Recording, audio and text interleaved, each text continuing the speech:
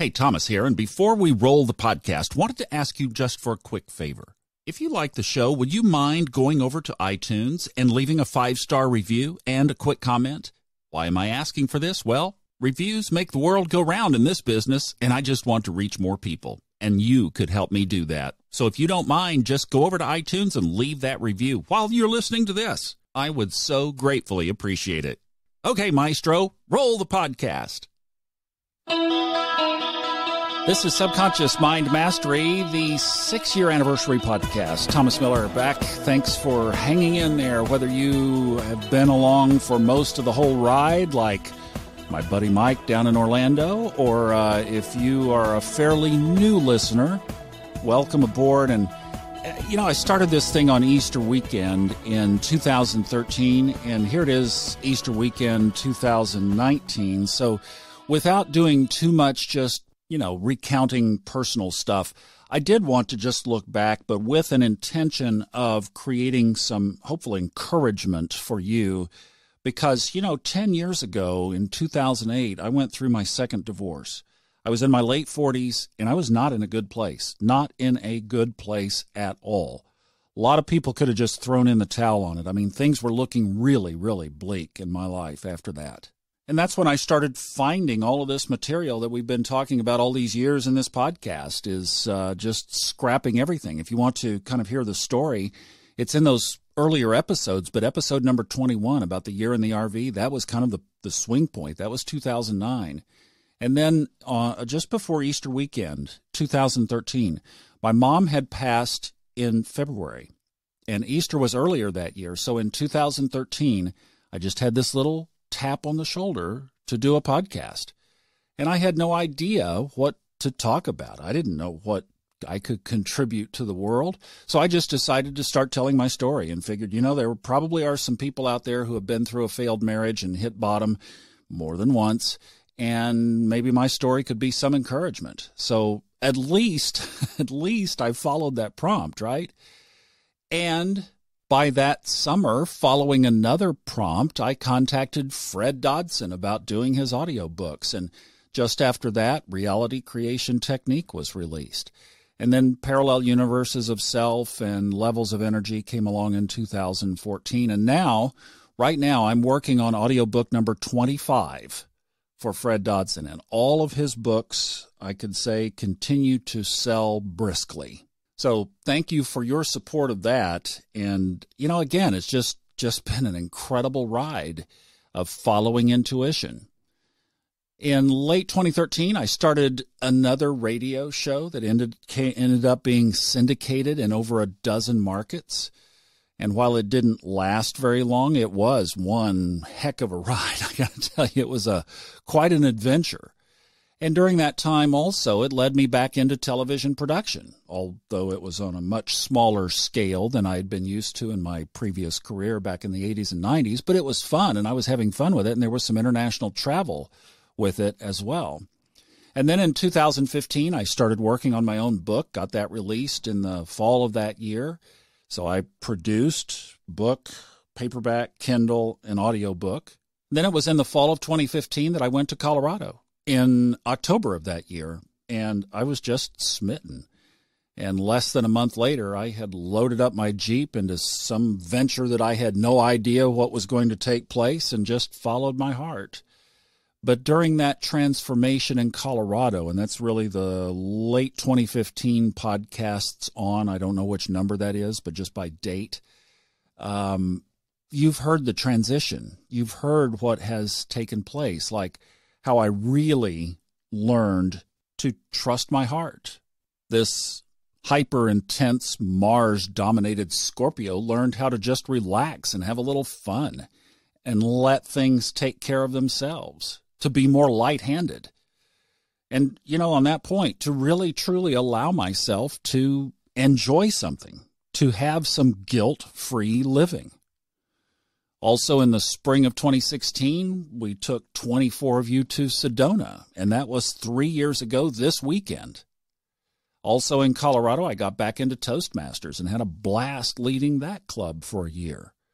I met my brother from a different mother and my ski buddy, Hemant Singh Devalt, who you'll be hearing from soon. We did an interview in Aspen, and I've got a great interview with him that we're holding just for a little while longer, and then we'll let it out when we've got something that we want to tell you about.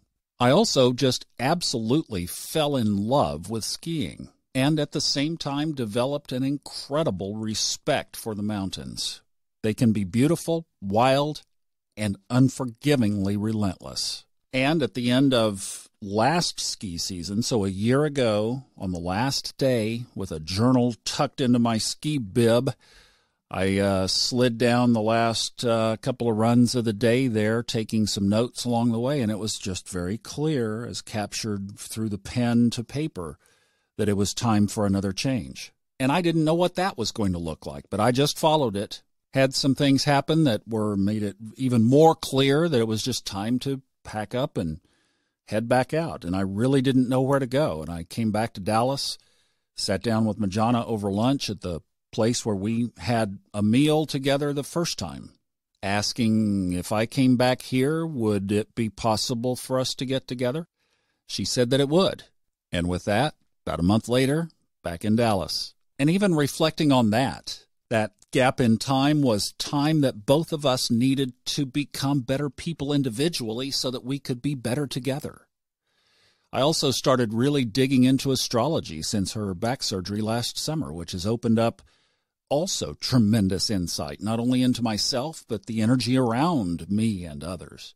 And now we are working together on expanding this message on a much bigger scale.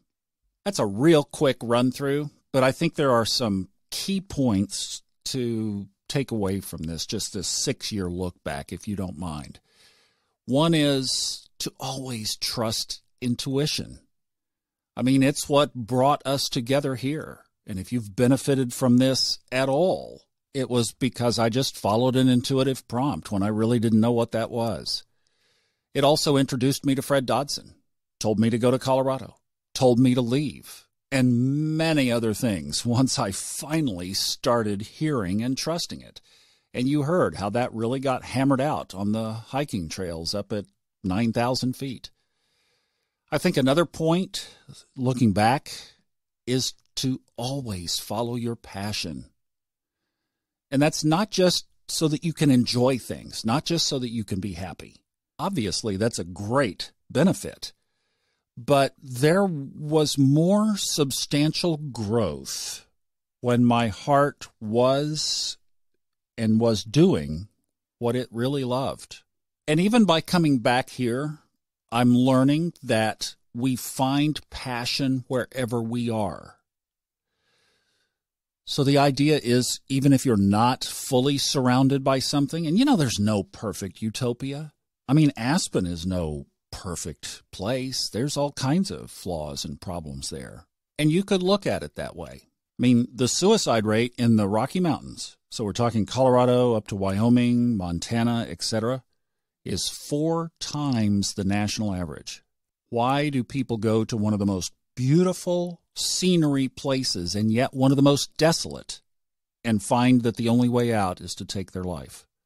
And yet it happens all too frequently.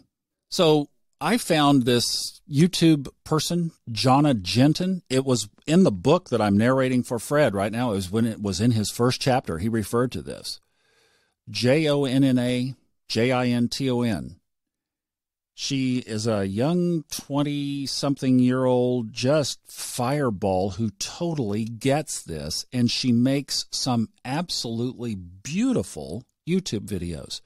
She lives up in a very remote village in the north part of Sweden. When I say remote, she said there are 10 residents in the village where she lives, 10 people. So that's 9 others, right? It's like, or maybe she made 11. But she's doing these incredible videos that are just this expression from her heart. And one of them, if you look it up, is the story of the winter swim. Wow, is that ever a perfect way to look at challenges?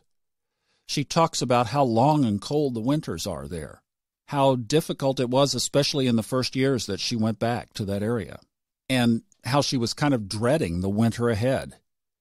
And so she found a lake, a little pond that was frozen over, and got down to her swimwear underneath and got in the pond.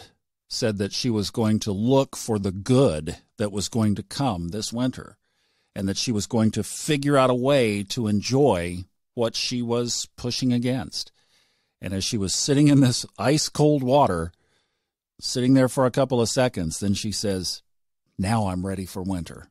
Ah, God, that was cool. Then the final thing I would say is trust higher source for outcomes. This is one I'm still working through personally, but as I look back over the last 6 years, I just realized that sometimes you have to throw it down and you do not know what's going to happen.